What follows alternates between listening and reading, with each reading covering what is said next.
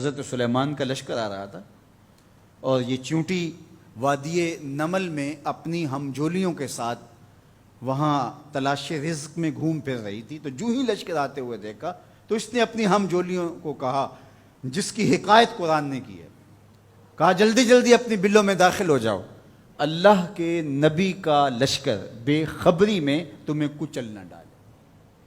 کئی میل دور سے چونٹی کی اس آواز کو حضرت سلیمان نے سنا۔ قرآن بتاتا ہے فَتَبَسَّمَ ضَاحِكًا مِّن قَوْلِهَا، اور اس چونٹی کی اس بات کو سن کر پیغمبر کے چہرے پہ ہنسی آ گئی، مسکراہٹ آ گئی کہ یہ کیا بول رہی ہے۔ اللہ اکبر! چونٹی کو پکڑ کے کان کے پردے پہ بھی ڈال دو تو آپ پھر بھی نہ سمجھ پائیں کہ وہ کیا بول رہی ہے، لیکن اللہ کے پیغمبر کی شان یہ ہے کہ کئی میل دور سے وادی نمل میں بولنے والی چونٹی کو جو بول رہی ہے وہ بھی سن رہے ہیں اور اس کا جو مفہوم ہے وہ بھی سمجھ رہے ہیں۔ یہ پیغمبر کی شان ہے۔ کبھی بھی پیغمبر کو اپنی ذات پہ قیاس کرنے کی غلطی نہ کریں۔ نہ پیغمبر ہمارے جیسا ہے نہ ہم پیغمبر جیسے۔ ایک شخص نے روزہ رکھ لیا تو گرمی تھی، چلچلاتی دھوپ تھی، تو وہ بے ہوش ہو گیا، تو لوگ اس کے اوپر کپڑا تان کر کے کھڑے تھے سائے کیے ہوئے۔ تو حضور گزرے تو فرمایا کہ یہ کیا ہے؟ تو کہا کہ اس نے روزہ رکھا تھا تو اس کی وجہ سے یہ نڈھال ہو گیا۔ فرمایا کہ اس کو کس نے کہا تھا روزہ رکھا؟ وصال کا روزہ رکھا۔ وصال کا روزہ ایک روزے کے بعد پھر اسی پہ تسلسل کے ساتھ دوسرا روزہ۔ تو کہا حضور آپ جو رکھتے ہیں، تو اس نے بھی پھر دیکھ کے رکھ لیا۔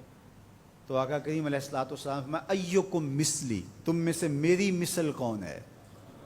ایکم مثلی، تم میں سے میری مثل کون ہے؟ اور ایک دوسرے مقام پہ آقا کریم نے فرمایا لست کہیاتکم، میں تمہاری طرح نہیں ہوں۔ کبھی کہا ایکم مثلی، تم میری طرح نہیں ہو، کبھی کہا میں تمہاری طرح نہیں ہوں۔ تو یہ غلطی کبھی نہیں کرنی چاہیے کہ اپنے آپ کو نبی پر قیاس کریں یا نبی علیہ السلام کو اپنی ذات پہ قیاس کریں۔ اللہ نے ان کو جو صلاحیتیں، جو شانیں، جو عظمتیں اور جو امتیازات عطا کیے ہیں وہ انہی کا خاصہ ہے۔ اللہ نے انہی کو ایک الگ شان اور الگ نرالی عظمت عطا فرمائی ہے جو انہی کا مقصوم ہے۔ اب چونٹی کتنے میل دور سے اپنی ہمجولیوں سے بات کر رہی ہے۔ کوئی حدیث ہو تو ضعیف کہہ کر کے کوئی کہے کہ نہیں میں نہیں سے مانتا، آیت قرآنی ہے فَتَبَسَّمَ ضَاحِكًا مِّن قَوْلِهَا، چونٹی کی اس بات کو سن کر اللہ کا پیغمبر مسکرانے لگا کہ یہ کیا کہہ رہی ہے۔ اللہ اکبر!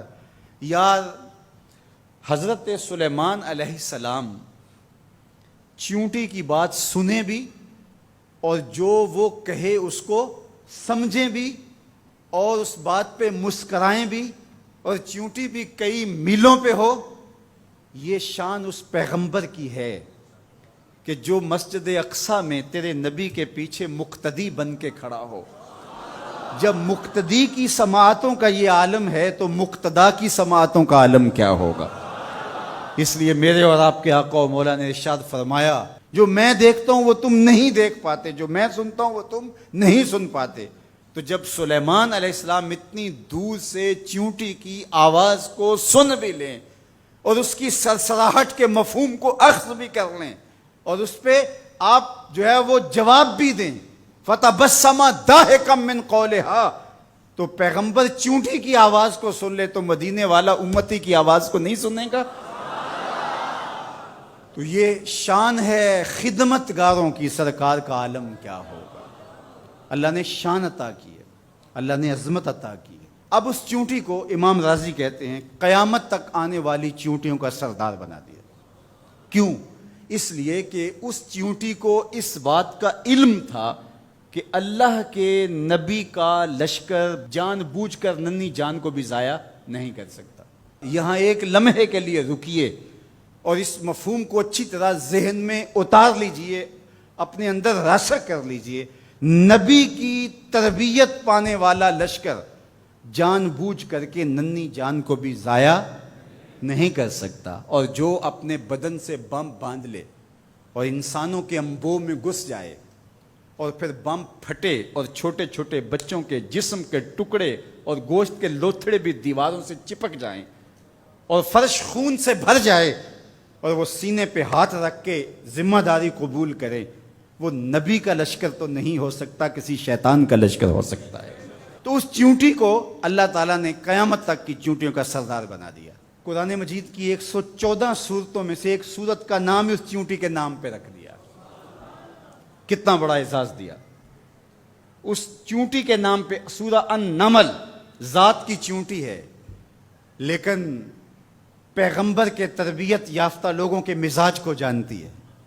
یار پیغمبر کی صحبت میں رہنے والوں کا کوئی مزاج آشنا بن جائے اور اس مزاج آشنائی کی وجہ سے اس کو عزت، پروٹوکول، تکریم اور قیامت تک آنے والی چیونٹیوں کی سرداری بخشی جاتی ہے، تو جو مزاج پیغمبر کا حامل ہے اس ابو بکر کی شان کا عالم کیا ہو، اس کی عظمتوں کا عالم کیا ہے۔ تو اس چیونٹی کو قیامت تک آنے والی چیونٹیوں کا سردار بنا دیا گیا۔ تو اس کی سرداری کا سبب اس کے یہ جاننے کی وجہ سے ہے کہ پیغمبر کی تربیت میں رہنے والے جان بوجھ کے ننھی جان کو بھی ضائع نہیں کر سکتے۔